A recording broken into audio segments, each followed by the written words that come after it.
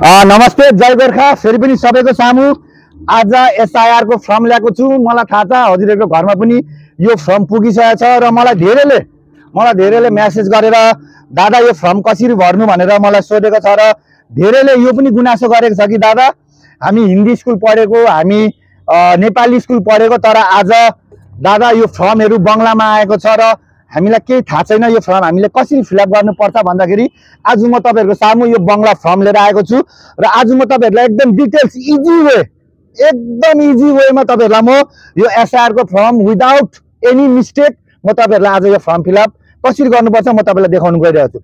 सबभन्दा पहिला म क्यामेराम्यानलाई क्यामेरा नजिक ल्याउनको लागि म बिन्ती गर्दैछु। यहाँ मेरी दुईटा फर्म छ, जुन फर्म छ यो फर्म यस्तो एउटा मान्छेको जुन मान्छेको 2002 को लिस्टमा नाम छ र यो एउटा जुन फर्म छ यो फर्म यस्तो मान्छेको जसको 2002 को लिस्टमा नाम छैन तर उसको मम्मी बाबा बाजे बोजूको नाम छ। अब म तपाईहरुलाई सबभन्दा पहिला म भन्न गइरहेको छु 2002 मा लिस्टमा नाम भएको मान्छेले कसरी फर्म फिलअप गर्नुपर्छ एकदम इजी वेमा तपाईले यो भिडियो आफै पनि हेर्नु होला र विदाउट मिस्टेक यो फर्म फिलअप गर्नु होला, किनकि यो एसआईआर धेरै इम्पोर्टेन्ट हो। किनकि तपाईहरुको एउटा गल्तीले तपाईहरुलाई पछि गएर गाह्रो पर्ने सक्छ र तपाईले यो भिडियो अरूलाई पनि शेयर गर्नु। सबभन्दा तपाईहरुलाई म पहिला देखाउन गइरहेको छु जसको 2002 मा लिस्टमा आफ्नो पनि नाम छ र उहाँको आमा बाबुको पनि नाम छ, उले कसरी फर्म फिलअप गर्नुपर्छ। यहाँ सबभन्दा पहिला एउटा अप्सन दिएको छ माथि। यदि तपाईहरुको घरमा यस्तो बंगला फर्म गएको छ र तपाईहरुले बुझ्नु सक्नु भएको छैन, तपाईहरु नेपाली स्कुल या हिन्दी स्कुल पढ्नु भएको त्यो मान्छेहरुलाई चाहिँ एकदम इजी बनाइदिने छु आज म। सबभन्दा पहिला यहाँ तपाईहरुको तपाईहरुको डेट अफ बर्थ मागेको छ। यहाँ अब के हुन्छ यसमा अझ एउटा कुरा छ कि पहिलाको भोट कार्डहरुमा डेट अफ बर्थ हुन्थेन, खाली इयर मात्रै मेन्सन हुन्थ्यो, डेट र मन्थमा चाहिँ क्रस चिन्ह हुन्थ्यो। त्यस्तो मान्छेले कन्फ्युजन नगर्नु होला। त्यस्तो मान्छेले चाहिँ डाइरेक्टली आधार कार्डमा जुन चाहिँ डेट अफ बर्थ छ हो त्यो डेट अफ बर्थ हजुरहरुले यहाँ सबमिट गर्नु होला। अब 2 नम्बर पेरामा 2 नम्बर लाइनमा के मागेको छ भने हजुरहरुको आधार कार्ड नम्बर मागेको छ। हजुरहरुकोमा आधार कार्ड छ भने आफ्नो आधार कार्ड नम्बर दिने हो, छैन भने केही गुनासो छैन। 3 नम्बरमा हजुरहरुको मोबाइल नम्बर मागेको छ। म सजेस्ट गर्छु जुन नम्बर तपाईहरुको भोट कार्ड र आधार कार्ड प्यान कार्डमा लिंक छ हो त्यो नम्बर दिनु भयो भने एकदम बेस्ट हुन्छ। 4 नम्बर अप्सन भनेको छ बंगलामा लेखेको छ पिता वा अभिभावकको नाम। यसको मतलब के हो भने यसको मतलब हो बुबा बाबा या गार्जियनको नेम। र म सबैलाई सजेस्ट गर्छु हजुरहरुले आफ्नो बाबाकै नाम दिनु होला हैन। फर्स्ट यहाँ पितामाथि फर्स्ट जुन चाहिँ अप्सन छ त्यसमा टिक गरेर आफ्नो बाबाको नाम दिनु होला र 2002 को लिस्टमा बाबाको जे नाम थियो हो त्यो नामै दिनु होला। तपाईको भोट कार्डमा जे नाम थियो त्यही दिनु होला।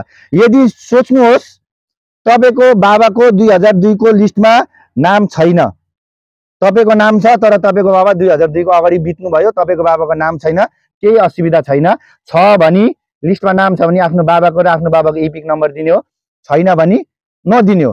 अब त्यहाँ त्यसपछि 1 2 3 4 5 6 नम्बरमा आमाको नाम खोज्नु भएको छ। यदि तपाईहरुको 2002 को भोटर लिस्टमा आफ्नो आमाको नाम छ भने वेल एन्ड गुड दिनु होला, भोट कार्ड नम्बर छ भने दिनु होला। यदि आमाको नाम छैन भने 2002 को लिस्टमा कसैको बितेको अगाडि नै बित्नु भयो र 2002 को लिस्टमा नाम थिएन भने उहाँहरुले आफ्नो आमाको नाम दिनु र भोट कार्डमा ग्याप छोड्दिनु होला, त्यसमा केही गुनासो छैन। अब यहाँ तपाईको यो लास्टको माथिको अप्सन के दिएको छ हस्बेन्ड र वाइफको नाममा यदि कसै छोरा मान्छेले भर्दै हुनुहुन्छ भने तपाईहरुले वाइफको नाम दिन सक्नुहुन्छ, या तपाईहरुले यदि बिहे नगरी तपाईहरु त्यतिकै बस्नु भएको छ भने यो दुईटा ग्याप गर्दा हुन्छ। या तपाईहरुको हस्बेन्ड छ भने हस्बेन्ड नेम, वाइफ छ भने वाइफ नेम दिने, आफ्नो इपिक नम्बर दिने हो। र अब मान्छेलाई कन्फ्युजन कहाँनेरि छ भने मान्छेलाई कन्फ्युजन चाहिँ यहाँ छ भने दाजु यो दुईटा लिस्टमा चाहिँ कहाँनेरि के भर्नु भन्छ। ल अब हेर्नुहोस् है।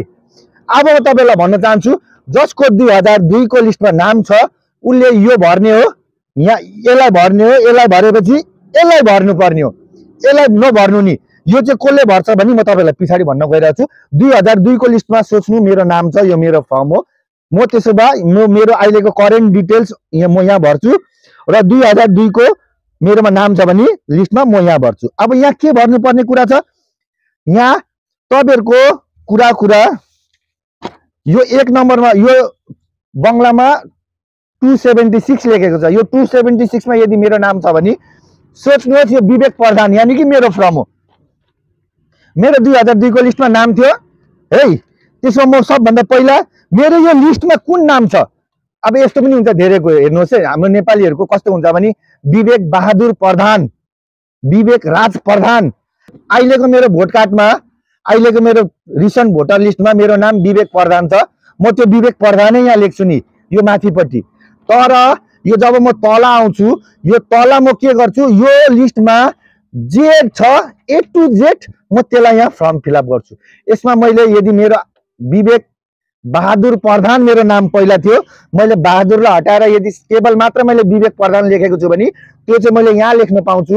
र जब म यो तल आउँछु, यो लाइनमा आउँछु, यो कोठामा आउँछु, तब मैले मेरो 2002 को लिस्टमा यदि विवेक बहादुर प्रधान छ भने मैले यहाँ विवेक बहादुर प्रधानै लेख्नुपर्ने हुन्छ। त्यहाँबाट सेकेन्डमा छ मेरो इपिक नम्बर। अब त्यतिखेरको भोटर नम्बर पनि एउटै हो, अहिलेको पनि एउटै हो। एपिक नम्बर यहाँ लेखेको हुन्छ, यो एपिक नम्बर तपाईँहरूले भरिदिनु होला। त्यहाँबाट 3 नम्बरमा भनेको छ रिलेसनको नेम। अब यहाँ रिलेसनको नेम के छ भने मेरो यो सोच्नु विवेक प्रधान हो, मैले मेरो आमाकोबाट बनाएको छु या त मैले मेरो बाउकोबाट बनाएको छु। यहाँ यदि आमा लेखेको छ भने आमाको नाम म लेख्छु, यदि बाउ लेखेको छ भने बाउको नाम लेख्छु। भनेपछि 3 नम्बरमा म मेरो यदि मैले त्यो त्यतिखेर मैले आमाको डकुमेन्ट्सबाट बनाएको थिएँ भने या मेरो डकुमेन्ट्समा आमाको नाम छ 2002 को लिस्टमा, त्यसमा म मेरो आमाको नाम लेख्छु। यहाँ 4 नम्बरमा भनेको छ सम्पर्क यानी कि रिलेसन, म आमा लेख्छु, मा, मदर। त्यहाँबाट कुन जिल्लाबाट तपाईँहरू हुनुहुन्थ्यो। अब यसमा पनि कतिवटा कुरा छ, सोच्नुहोस्। अहिले म जलपाइगुडी डिस्ट्रिक्टमा बस्छु, त्यतिखेर म दार्जिलिङ डिस्ट्रिक्टमा बस्थेँ। मेरो 2002 को लिस्टमा दार्जिलिङ डिस्ट्रिक्टमा मेरो 2002 मा नाम छ, जलपाइगुडी डिस्ट्रिक्टमा छैन। त्यसमा म के गर्छु, म यहाँनेरि म दार्जिलिङको एड्रेस जिल्ला दिन्छु, मेरो डिस्ट्रिक्ट दार्जिलिङ लेख्छु। ठिक छ, इजी भयो। त्यहाँबाट तपाईँको छ, त्यहाँबाट छ विधान क्षेत्रको नेम। अब यो विधान क्षेत्रको नेम भन्नाले तपाईँहरूले त्यतिखेर कुन विधान सभामा तपाईँहरूले भोट दिनुहुन्छ त्यसको सबभन्दा इजी तपाईँहरूलाई वे हो। त्यतिखेर चाहिँ 2002 को लिस्टमा सबभन्दा माथि यो जे लेखेको छ तपाईँहरूले A to Z हो, त्यसलाई कपी पेस्ट गरेर तपाईँहरूले यहाँ विधानसभा क्षेत्रमा लेख्नु। त्यसको माथि छ स्टेटको नेम, पश्चिम बङ्गाल लेख्नुपर्छ। अब यहाँ सोच्नु छ धेरैले, दाजु यो 3टा कोठामा चाहिँ के लेख्नु पर्ने भन्दाखेरि चाहिँ यहाँ विधानसभा क्षेत्रको नम्बर लेख्नु भनेको छ। जस्तो हाम्रो विधानसभा क्षेत्रको नम्बर त्यतिखेर 15 थियो, यहाँ बङ्गलामा 15 लेखेको छ। त्यसो म यहाँ के लेख्छु, म त्यसो भए यहाँ 15 नै लेख्छु। यहाँ अब भनेको छ दादा अंश नम्बर कति लेखेको, अंश नम्बर मागेको छ सेकेन्ड अप्सनमा। अंश नम्बर के छ भने यहाँ बङ्गलामा अंश नम्बर लेखेको छ, बङ्गलामा यो 9 छ भनेपछि त्यतिखेर हाम्रो अंश नम्बर 9 थियो। म यहाँ सेकेन्ड प्यारामा म 9 लेख्छु। अब लास्टको भनेको छ क्रमिक नम्बर यानी कि तपाईँको सिरियल नम्बर। अब 2002 को लिस्टमा यदि मेरो 300 नम्बरमा मेरो भोटर लिस्टमा नाम छ भने म यहाँ 300 नम्बर लेख्छु। तपाईँले बुझ्नुभयो। जसको 2002 को लिस्टमा नाम छ त्यसले यो कोठा भर्ने हो र यो कोठा भर्ने हो, यो कोठामा करेन्ट डिटेल्स दिने हो र यो कोठामा 2002 को लिस्टमा जे छ त्यसलाई एकदम डिटो कपी पेस्ट गर्ने हो। त्यसमा कुनै तपाईँहरूले नयाँ केही पनि एड नगर्नु होला। अब कुरा आउँछ 2002 मा जसको नाम छैन तर बाबा आमाको नाम छ, म क्यामेराम्यानलाई फेरि पनि भन्छु क्यामेरा अलिकति अगाडि ल्याउनु होला। जसको 2002 को लिस्टमा नाम छैन र 2002 को लिस्टमा उसको आमा बाबाको नाम छ, उसले चाहिँ के गर्छ भने उसले के गर्नुपर्छ, जस्तो मैले तपाईँहरूलाई यहाँ भने माथि तपाईँको करेन्ट आधार कार्ड भोट कार्डमा जे डिटेल्स छ तपाईँले त्यो भर्नुपर्ने हुन्छ। अब अघि हामीले 2002 को लिस्टमा जसको नाम थियो, आफ्नो नाम थियो, उसले यहाँ भर्छ र यहाँ भर्छ। जसको नाम छैन उसले कहाँ भर्छ भने उसले यो साइडमा भर्छ। अब दाजु यो साइडमा हामी के भर्नु, हाम्रो त लिस्टमा नामै छैन। लु अब ठुलो क्वेसन है, तपाईँहरू नतालिनु होला। म यसको पनि म तपाईँहरूलाई एकदम डिटेल्ससँग भनिदिन्छु। यहाँ पनि सेम भनेको छ नाम। यहाँ नाम के लेख्नुपर्छ भने अब यहाँ नाम भनेको छ सबभन्दा पहिला।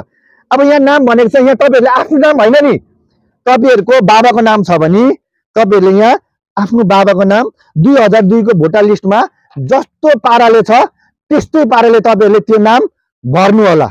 त्यहाँबाट तपाईँहरूको यहाँ 2 नम्बर सेकेन्ड अप्सनमा भोट कार्ड नम्बर मागेको छ। अब तपाईँको बाबाको भोट कार्ड नम्बर भनेको चाहिँ यो साइडमा जे छ A to Z copy paste. त्यहाँबाट 3 नम्बर भनेको छ, त्यहाँ तपाईँको 3 नम्बरमा भनेको छ रिलेटिभको नेम। अब तपाईँको 2002 को लिस्टमा नाम छैन, तपाईँको बाबाको सोच्नु, तपाईँको बाबाको भर्दै हुन्छ, तपाईँको बाबाको 2002 को लिस्ट भर्दै हुन्छ त्यहाँनिर। अब त्यहाँ रिलेसन के मागेको छ, तपाईँको बाबाको त्यहाँ रिलेसन कसको नाममा छ, तपाईँको बाजेको नाममा छ कि बोजूको नाममा छ।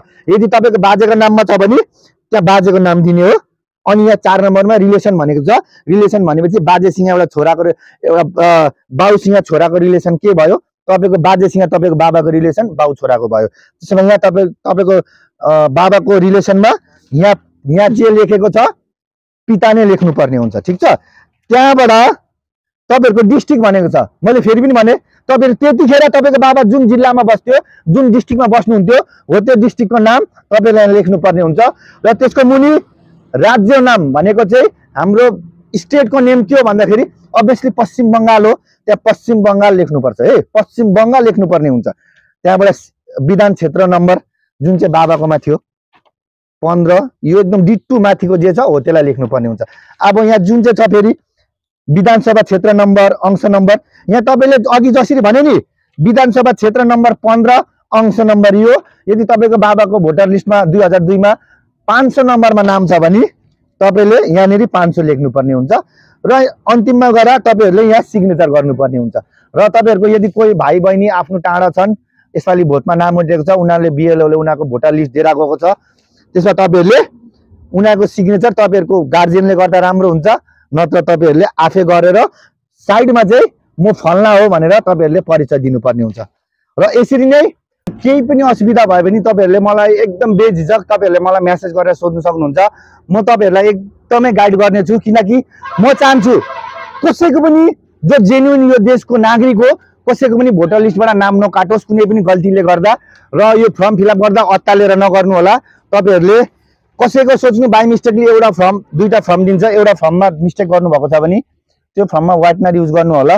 तर सेकेन्ड फर्ममा तपाईँहरूले केही पनि व्हाइटनरहरू युज नगरी एकदम क्लियरली तपाईँहरूले त्यो फिलअप गर्नु होला। ल सबैलाई फेरि पनि जय हिन्द, वन्दे मातरम, जय गोर्खा।